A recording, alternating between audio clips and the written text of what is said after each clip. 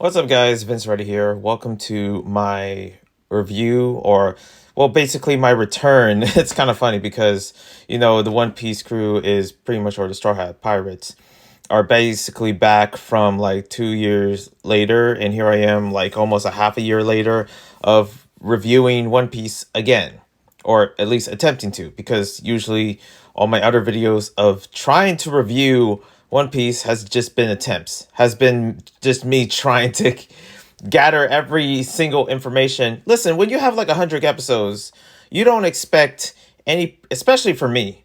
Like, just look at my movie reviews. Yeah, there's no perfection here. I don't know what to tell you. But I'm giving you, I guess, the authentic version of myself, of just like, talking about what goes down in these arcs in my eyes, or at least my thoughts and reviews about it, because I always gotta keep this, pretty much displaying that, knowing that people, I don't want to get anyone confused, that this is not like, the pitch perfect, or like, oh, I'm gonna do 10 minutes. Shoot, it could be like, 30 minutes of this video, just me talking about the arc. I'm just gonna try to make it short, but it's not perfect in any sense. So here I am talking about, you know, the Fishmen Island arc, and pretty much a little bit of just the Straw Hats coming back to Sabayoti, and pretty much like a 2 years later kind of like way of just them coming back, seeing, seeing the crew all together once again. I do like that, little little fight that Zoro and Sanji had, that little like chemistry, I would say. And also seeing Luffy back with a mustache out of anything, like he's trying not to get caught, I guess. Now, before I begin, I just want to, quick disclaimer. Um, I haven't. There's been a cut. Okay, so there's been like a stretch here and there from this, even though it's still in the Fishman arc. I have not watched One Piece for ever since, like, what was it? When did I return? It was literally because of the One Piece live action. It made me, it made me inspired to come back to One Piece and review it once again. So that's what I did. I just basically just came back to One Piece because of the One Piece live action, because I just want more One Piece, and I know that I haven't finished. Like, I don't know who finished. Like, for those that are just like sort of didn't grow up with One Piece, I didn't finish like some of the arcs, and one of them was Fishman arc. So there was like a full on hiatus, because I believe it was not until during the Zoro versus Hordy fight that it was like, what, 6 months later. It was just literally like in the beginning of this year of 2023 as you're watching this. And then later on, here I am reviewing it once again. And pretty much, yeah, it's been a long time. I guess that's the same thing with Miraculous Ladybug. When I was reviewing that, I haven't like seen that, but then I heard about the Netflix movie. I was like, oh, I might as well come back to this. And yeah, this is kind of like the same effect. It's all thanks to Netflix that I'm back once again for, talking about One Piece, or at least trying to. Because the last arc I talk about was Arabasta. I think that's what it is. It was either that or Chopper's arc. Chopper's story when we're introduced to him. So yeah, there's like a full on hiatus here, and pretty much I just finished Skypiea, so that's another one I have to deal with. Another arc that I'm gonna try to review. But yeah, this is just me trying to get through what I need to get through, of just like, talking about some of the arcs, because the thing is that it's not just for me, or, I'm not trying to make any presence here in the One Piece fandom. It's just that the story itself inspired me as a writer. It inspired me to actually create, like, every time I always think about just the journey I had, whether it's like, going through Enies Lobby, or going through, all the tales of the old blue, or I mean the blue sea, and also just from the beginning to like, where it's at right now, or where I'm at with it. It's so there's a lot of inspiration that it gives me as a writer, that it kind of influenced my writing, because of, and also that with alongside the live action that just came out. So all that mixed, I know it's like I'm doing this for basically myself, or having a collection of me just talking about, these arcs or where I'm at, because it's kind of like an indicator of just like, oh, I just put bookmarks of these different arcs that I just been through alongside of the adventure, because Oda really made One Piece in a way where you're literally alongside in the adventure of like what he's going through in these episodes. Like, it's just, crazy how long I've been watching this. And because of that task, there's always this saying like, oh, 1,000 episodes, that's insane. How does anyone do it? Yet here I am in the in like literally in half a thousand mark of One Piece. So as I'm continuing on, I know there's like a heavy load of episodes coming in, but I don't know what it is. It just like after this arc in Skypiea, I'm just like, yo, I'm excited for just like what's to come. You know what I mean? So yeah, here I am, and pretty much let's get into this. Keep in mind my accent is gonna show in this when I'm continuing talking about like this One Piece, wherever I'm at, basically. I don't know. Like, it just the accent just comes in, like the Italian just comes in and out or whatever. Anyways, yeah, I don't know where to start, to be honest. But where I do want to start is like their beginning in Sabaody, and also I'm trying to understand. One thing I will give is like I'll just pretty much put down of just like all the different events that I remembered personally from it. Like, just for Luffy discovering hockey and his skills being displayed in like this field of enemies or something like that. And also, this is when we're introduced to the Sand Guy, which I can't stand. Like, he pretty much he displays it where it's like, yo, legendary. Like, I still remember that flash or just that look, and also dodging whatever bullets that comes his way or something like that.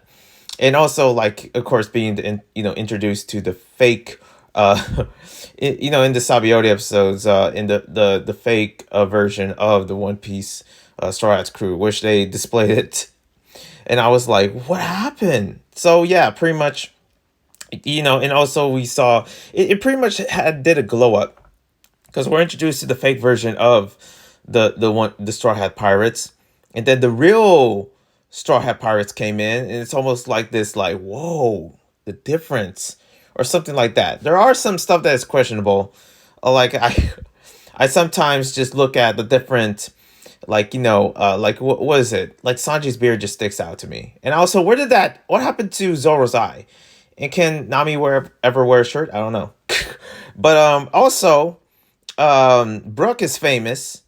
That's interesting. I thought they're gonna give like, some like, present day kind of like reference to it or something, like a famous band. Oh, look at social media. But yeah. And also, another one that stands out is like Sanji's like nose bleeding kind of like fiasco that just happened, where he almost died because he nosebleed because I don't know what he was looking at. I don't know what was going on. I don't know. He was looking at Robin or Nami. Keep in mind, we're literally in the part of the arc where that I remember seeing, like, I'm talking about like months ago, and pretty much only recently I'm just finishing it. So my memory is just like fuzzy with with a lot of this. My memory is fuzzy with most of the One Piece stuff, but for whatever reason, just a lot of the events or something like that, where it's like the crew saving Robin at the Ennie's lobby or Marineford. Like, there's episodes that do stand out, and trust me, there's probably stuff that stand out here that stands till time of just like my memory still. Oh yeah, I remember that scene from this arc.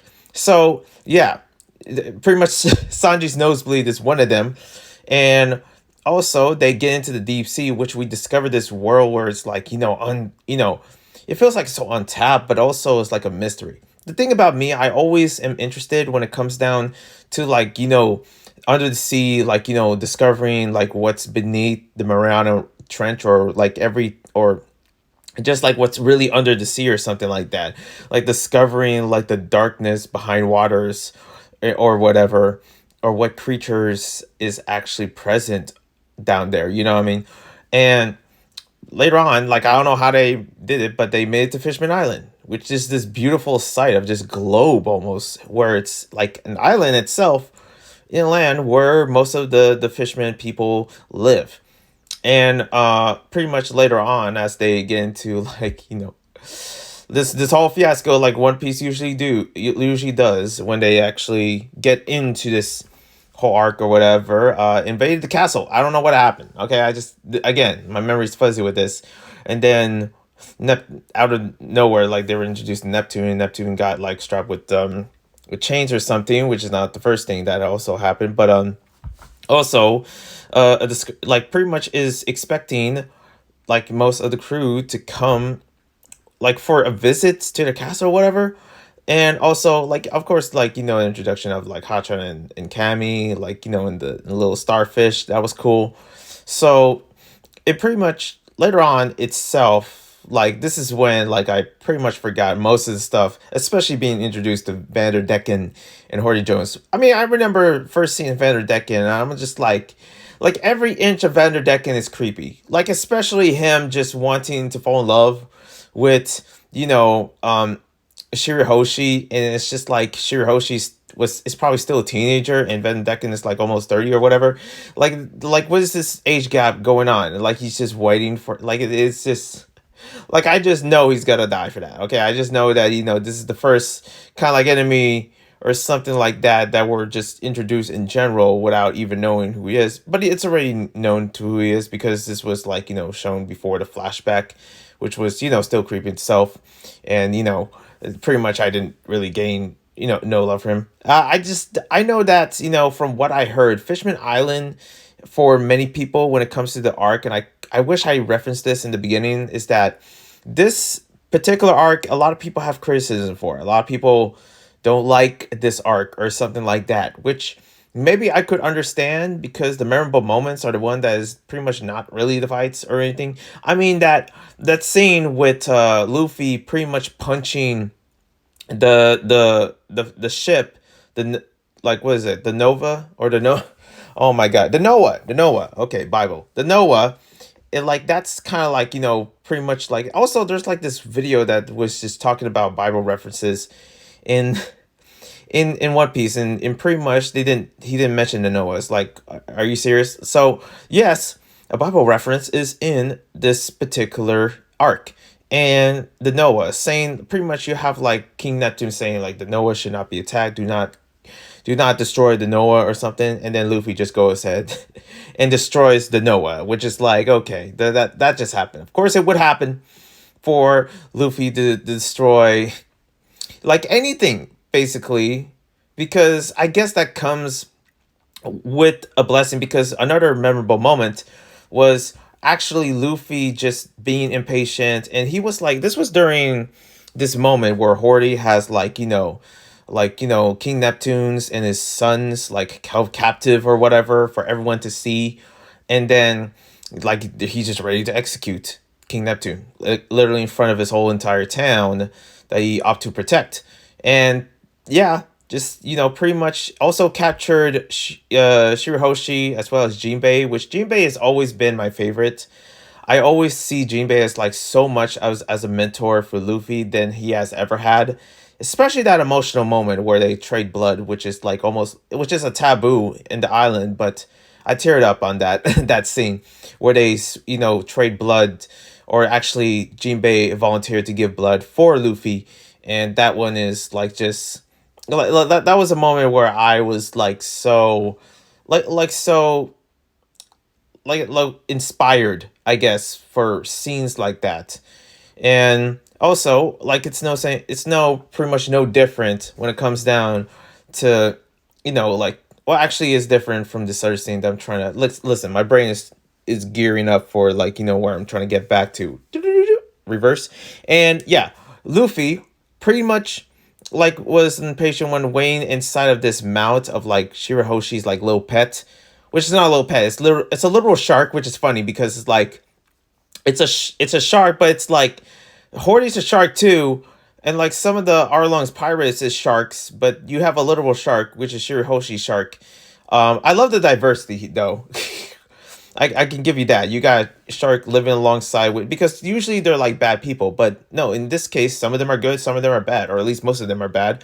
But this good shark, inside his mouth is pretty much Luffy that is hidden in there. And I thought we're gonna get a fight of like Jinbei, and I feel like I wish that Luffy understood like Jinbei, of just like just being thankful for like Jinbei, like and also at least listen to him like any other good kid, even though like pretty much I don't know how old is like Luffy at this point. To me, he's still a kid because it's the voice, but also like it's like I thought there was a battle gonna come up, but it didn't really happen. I guess it sort of did, but thank goodness it didn't happen because the whole time I'm just like, man, you guys got to rescue the princess. You got to rescue King Neptune. What are you guys doing? Still here or something like that? And you got a long way to go. Like this is not a small island in any sense. So pretty much later on, as Luffy was waiting inside of Shirahoshi's pet shark's mouth, like pretty much think because it was literally into the point where King Neptune was about to get beheaded or something by Hordy. And thank goodness that is impatient, because literally the whole other scenes like after that or something was just like the other like Jinbei or Nami hidden as during this kid's execution, because there was a lot of enemies and all surrounded, and they had a whole entire battle of just like like that was one thing that was almost dragging, like just a lot of random stuff that happened there, like just Chopper turning into something that he can crawl into the ground or whatever, or like a I almost said raccoon, but then also you got like Frankie turning into a transformer. You got Robin just all of a sudden can form legs, and also Sanji standing up on like a giant's face or something like that, and giving his like painful memories of just like what he'd been through from that island, which was like personally my favorite island, if I would say, the Slay Island, being like the island of drag, which pretty much if he wasn't straight he would definitely enjoy there, which is always probably still a theory in my head or something like that. But that being said, yeah, the impatience of Luffy kind of saved King Neptune, and pretty much everyone is just like, why you didn't wait, Luffy, or something like it was literally to the inch.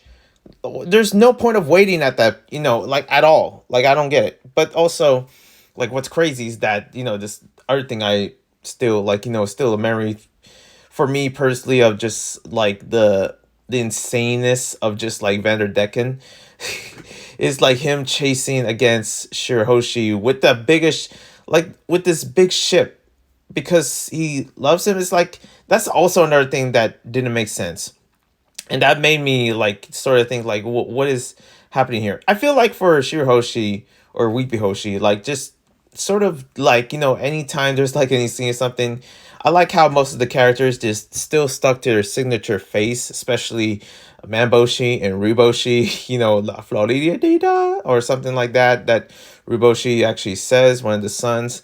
They still kept that face. And I know Shirahoshi kept that like signature weeping face or something.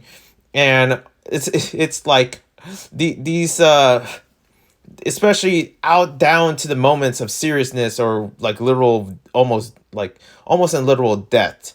And man, that scene also, the other scene I had where Fukaboshi was speaking to Hordy about like just this, like what is the purpose, because Hordy just already pretty much lives up to what any enemy or antagonist is that he is a terrible person that just, because he just wants to see humans die. And there's this whole conversation of racism in between the fishmen and the humans, especially what happened with Otohime being Neptune's wife really does kind of live up to, I guess, like in like their version of Martin Luther King Jr., which is kind of crazy from me, especially being in political class where we was talking about MLK recently. But man, like just lives up to that like strength, and just how they portrayed that, especially despite the Celestial Dragon taking a control or wanting Otohime or something. Every time I see the Celestial Dragons on screen in One Piece, it always pisses me off. I just don't, I can never understand why they're protected in the first place, or why they need to be protected, or especially for Otohime, like literally me, like the inner freaking Arlong inside me, which I don't have, but all of a sudden it's just like present. I just look at the Celestial Dragons, I'm like, they're just like they're dead meat. But Otimi pretty much put an example of just like, no, we shouldn't do this. We shouldn't inflict violence. And that's been a going on thing, especially, was it Fisher Tiger? That was part of like Jinbei's crew, which is part of like their pirate crew being the strongest, like, fisherman pirate crew out there that are, if you're familiar with Arlong. Even he said like, oh, we should not, like they hope for peace with humans and also the fishmen, which is their kind. And it's a message of that is so real, and especially that has been displayed through Jinbei trading blood with Luffy, and it's like it speaks to that it also can relate to actual human beings as well. No matter who we are, we still bleed the same color, and that's what's kind of like what's deep about it. So, and also what happened to Otimi was unfortunate, because then Horty Jones is kind of like displayed and proudly said that he did it. And it's just like, wow, that's, pretty much, of course, Horty just like, it's just a person that is like filled with darkness, but also is like an enemy where, like, he's just like, he should never be kept alive. Thank goodness that he's locked in bars and pretty much out of nowhere. Like most of him and his crew is like old people or something. Like just turned, like they age more because of the certain vitamin that they took to gain power. And I thought that was gonna kill him, but I guess it didn't. It just made him powerful, the steroids or whatever. But it is what it is. And pretty much Luffy, of course, stopped him, and pretty much they throw a party. And also, Luffy ate this candy that is supposedly for a particular person, being Big Mama.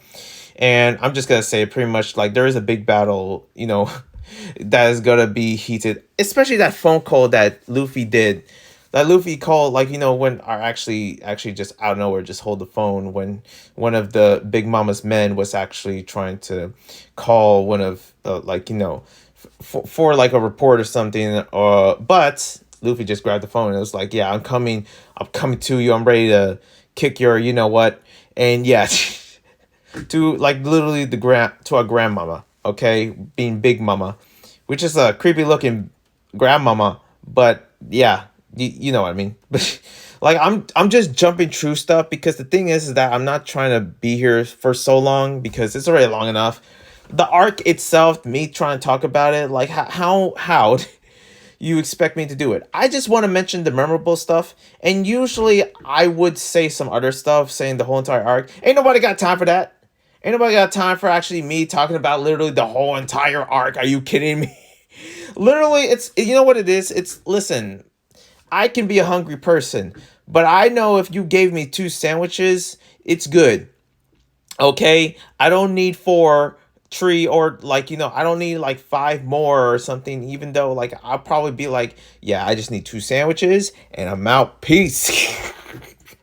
I'm full. If I eat more, I'll throw up. You know what I mean? That's the thing. That's the same thing of me trying to review One Piece in a nutshell. Especially any arc is literally like freaking 10 sandwiches that I have to stuff in my face and as fast as go. You know what I mean? I don't have the appetite. I don't have that, that charisma when it comes to talking about anything, and especially in review wise, because I'm always going to come up to something and then I miss something like, oh crap, I forgot to mention this. So at this point, I'm going to just leave it. You know what I mean? I'm going to just leave it because I just want to showcase just for me as an indicator, like, oh yeah, I finished that arc. I'm going to the next arc. You know what I mean? Because sometimes I skippy daddle in here and there. So it just goes everywhere. So other than that, this arc itself was pretty good. To me, the messaging, and also like the satisfaction of just like, seeing the fights and seeing a new world or something like that. Their first one since 2 years, like this has been quite memorable. And other than that, that's my review for it. So I'll see you guys. One Piece up. Oh yeah, One Piece. One Love and Peace. Okay, man, that gets me. Okay, I get confused through that. Okay, because my signature ending is like One Love, a Peace.